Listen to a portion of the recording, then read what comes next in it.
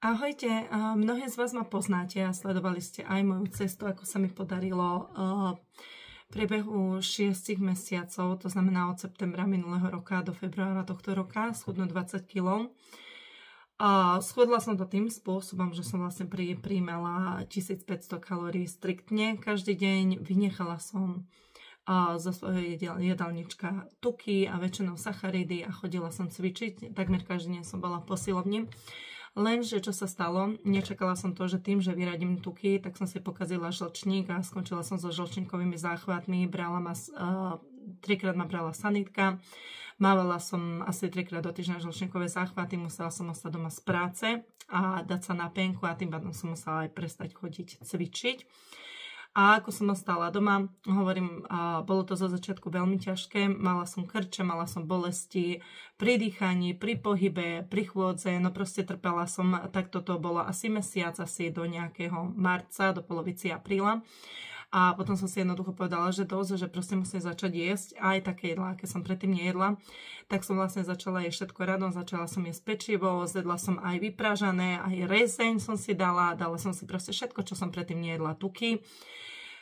A postupne sa mi žlčník ako keby polepšil a už teraz hovorím, musím zaklúpať, je to asi 5 týždňov, čo som nemala žiadny žlčníkový záchvat. Žlčník ma nebolí, môžem pohode dýchať, môžem sa hýbať, môžem chodiť, ale akurát takto, že prestala som chodiť cvičiť a jednoducho k cvičeniu som sa nedostala. Inak za ten asi mesiac alebo mesiac a pol som pripravila znovu 5 kg. To znamená, že stále som, že minus 15 kg dole. No a už ako som sa prejedla, už som videla, že to číslo na váhe sa blíži k 70-ke, tak mám výšku 1,73 m a išla som dole z 84 kg na 64 a podarilo sa mi priberať na tých 69,5. Tak som si proste povedala, že stačilo. A vlastne už od nedele, to znamená od 1. júna, ako bolo 1. júna, deň detí, tak som si dala, že striktnú 500 kalorickú dietu, nakoľko sa chystám na niečo, a to ma teraz poviem. Už niekoľko týždňov sledujem na Instagrame, Facebooku, na sociálnych sieťach ľudí, ktorí sa venujú fastingu, alebo keď chcete, môžem to nazvať aj hladovanie. A čítala som a pozerala videa, že to má nespočetné množstvo benefitov pre ľudské zdravie.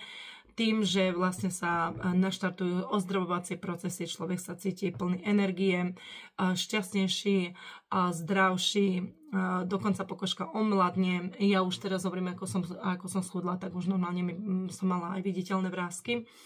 Každý mi hovoril, že som už moc chudá, tak hovorím, že možno, že aj tým, že som trošku pribrala, tak aj ten žlčník sa mi napravil.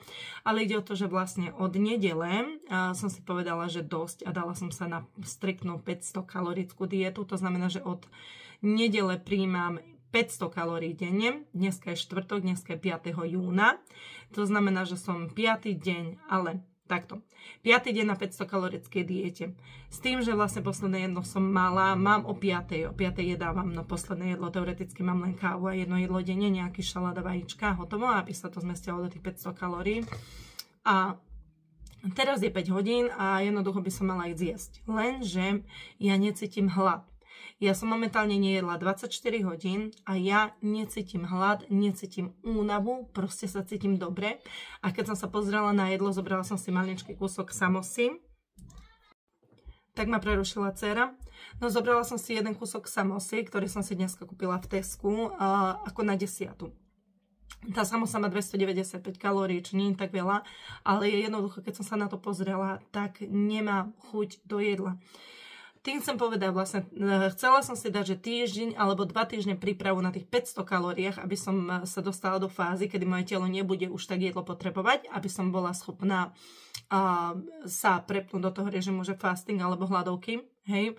A chcela som, že to vyskúšam najprv na nejakých 72 hodín, to znamená na 3 dni.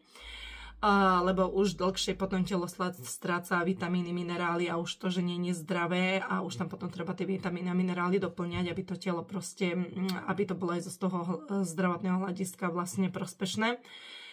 A tým pádom mala som sa teraz najesť, nie? Lebo som za 24 hodín mala iba jednu čiernu kávu bez cukru a bez mlieka a môj kalorický príjem je dnes, teda za posledné 24 hodín 0, ale ja sa ako cítim skvele. A rozmýšľam, že urobím to, že proste tým, že som už 24 hodín nejedla a jedlo mi nechýba, tak to proste potiahnem. A uvidím, že ako sa budem cítiť zajtra, pozajtra. Ale ako môj plán bol od 10. júna začať vlastne fasting, hej, že budem na tých 500 kalóriách, ale nejako si to moje telo tak zvyklo, že hovorím, že nepociťujem hlad, nepociťujem únavu, nepociťujem nič. Takže vám budem dávať každý deň takto updaty, že ako sa cítim, uvidíme. Tak som si teraz dala prvú 24 a cítim sa úplne v pohode, plná energie. Idem akurát teraz upratovať. A ešte si aj pustím nejakú hudbu, ešte si určite zatancujem a idem sa venovať deckám a proste sa cítim perfektne. Chcela som povedať len toľko, že všimla som si na sebe, že pokiaľ ja sa nenajem, tak necítim hlad, to moje telo nepotrebuje hlad. A pokiaľ do seba dostanem trošku cukru, čo je len z jednej jahody alebo z jednej maliny, tak ako keby sa u mňa naštartovali tráviace procesy a dostanem vlčí hlad a vtedy by som naozaj zjedla, že aj dvere z chladničky. Takže to vlastne iba o tom nastavení mysle. Ja hovorím, že pokiaľ nezačnem jesť, alebo pokiaľ nezjem niečo, čo neobsahuje cukor, tak to moje telo tak ja proste necítim hlad. To moje telo je tak nastavené, že proste vydrží, že proste funguje. A keď som pozerala, hovorím, kopec tých videí, aké to je super držať hladovku, že po 3 dňoch už človeka toto nabije tak energiou, že vlastne už nepotrebuje ani spať, že sa cíti proste perfektne, že plný endorfínov a dobré nálady, tak jednoducho som si povedala, prečo nie, že idem do toho.